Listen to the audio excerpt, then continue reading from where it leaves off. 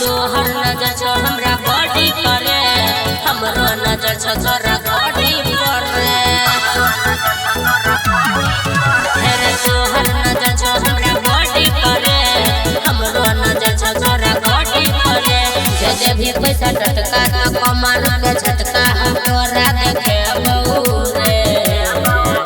खाली फोन सोया लगाई बउगे, तू हमारा देवही त देबउगे।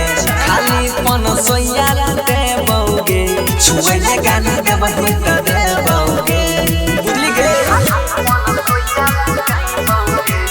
Radhika recording studio Saharsa.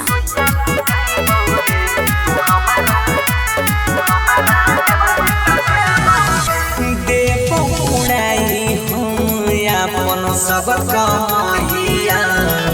बात में स्वाद निहान छै अभी समैया। अच्छा बोले देव उड़ाई हम अपन सब कमाइया। बात में स्वाद निहान छै अभी समैया। देखो ने अपन डंडा तू रुक आधा घंटा हम खुदे बोले बहुरे। खाली फोन सोया लगाई बउगे, तू हमारा देवही त देबउगे। खाली फोन सोया दे बउगे, छुएले गाना देवही त देबउगे।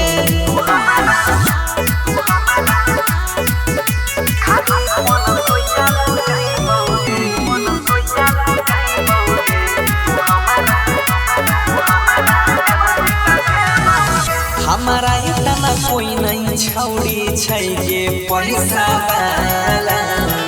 राजेश रसीला से आई पैर गेलै पाला।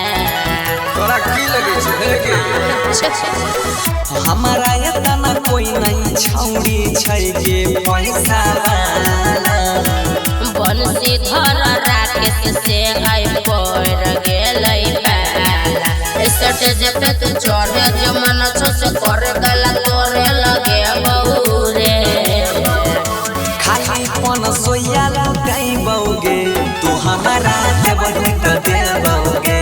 खाली फोन सोया दे बउगे, छुएले गाना देवही त देबउगे।